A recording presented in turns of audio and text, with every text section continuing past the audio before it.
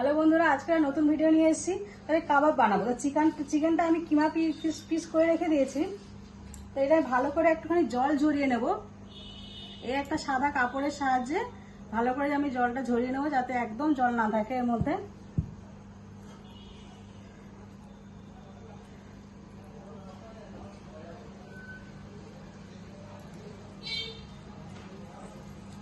পুরো জলটাকে বার করে দেবো, নাহলে বাইন্ডিংটা ভালো হবে না। এইভাবে আমি জলটাকে বার করে নেব।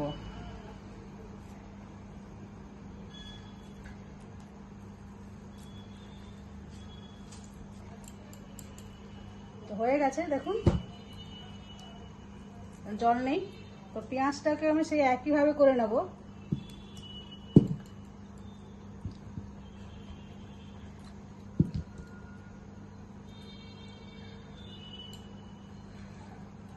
আপনি ছাঁকনি দিয়েও করতে পারেন। আমার কাছে সাদা ফ্রেশ ন্যাকড়া ছিল বলে, কাপড় ছিল বলে, তার জন্য আমি ওটাতে করেছি।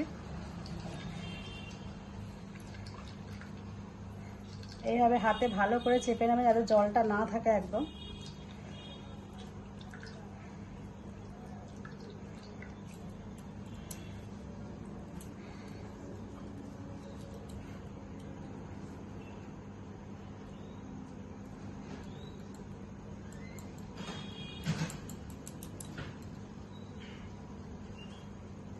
এখানে আমি রসুন রেখেছি, একটু রসুন এটা কুচিয়েছি। এটা আমি ইয়ে করিনি, পেস্ট করিনি। এটাকেও একটুখানি চিপে নেব।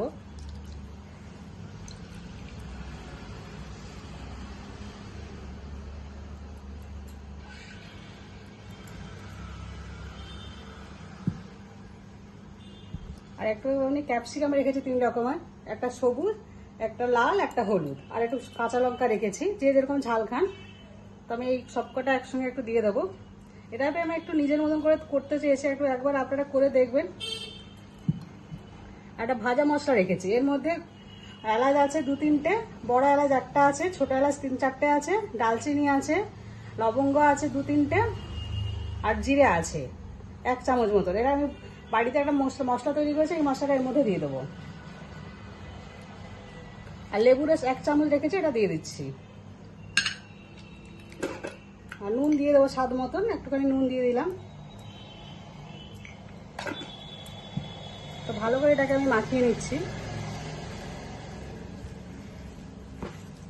মাখানোটা হয়ে গেছে। তো আমি এগুলো শিক রেখেছি, শিক কাবাব, যেগুলো শিক কাবাবগুলো আমি রেখেছি, এর মধ্যে একটুখানি অয়েল মাখিয়ে নেব।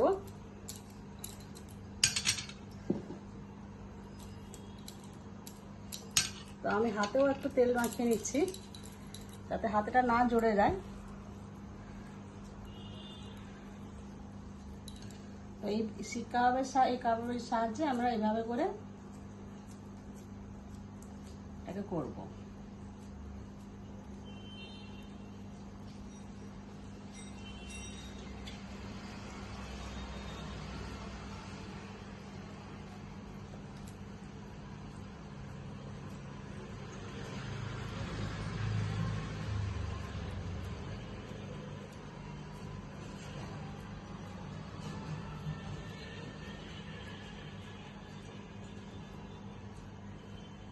দেখো এরকম দেখতে হয়েছে। আমি আর একটা করে দেখাচ্ছি।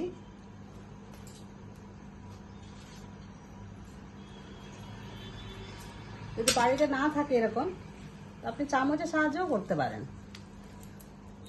এরকম একটা চামচের পেছনটা এভাবে করে নেবেন।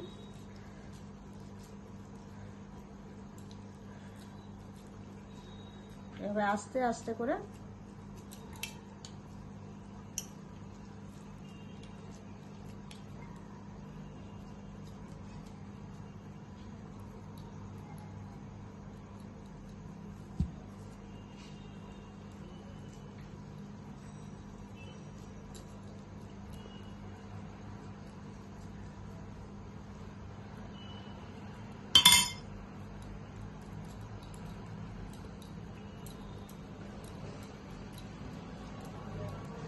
দেখুন এরকম ভাবে তৈরি হয়ে গেছে। এটাকে আমরা এইভাবে করে বার করে নেব করতে সুবিধার জন্য, তাই এই শিক কাবাবটা আমি দেখালাম আপনাদেরকে। তো এইগুলো আমরা এরকম প্রত্যেকটা করে নিয়ে আমরা এগুলো ফ্রাই করে দেখাবো। এবার প্যান একটু গরম করতে রেখেছি, তো একটু বাটার দিয়ে এটাকে আমি করব। আপনারা চাইলে বাটার না দিয়েও এটা অলিভ অয়েল দিয়েও করতে পারেন। আমি বেশি ডিপ ফ্রাই করবো না, হালকা একটু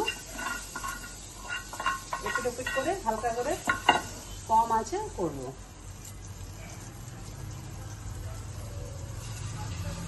এইভাবে আমি দিয়ে দেবো দুটো, আস্তে আস্তে করে এগুলো হবে। এক পিট হয়ে যাক, তারপর পরের পার্টটা দেখাবো। আর আপনারা এইগুলো চাইলে ফ্রিজে একটু সেট করতেও রেখে দেবেন, দিলে একটু ভালো হবে।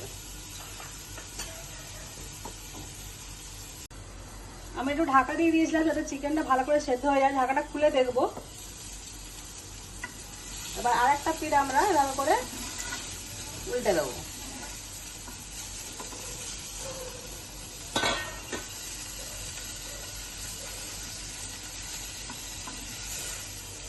দেখুন কিভাবে কালারটা এসছে। আবার একটু চাপা দিয়ে দেবো।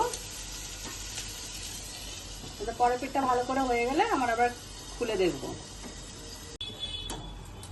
এখন ঢাকাটা খুলে দেখবো। দেখুন কালারটাও খুব ভালোভাবে এসছে। দেখুন এটাকে আমি তুলে নিচ্ছি।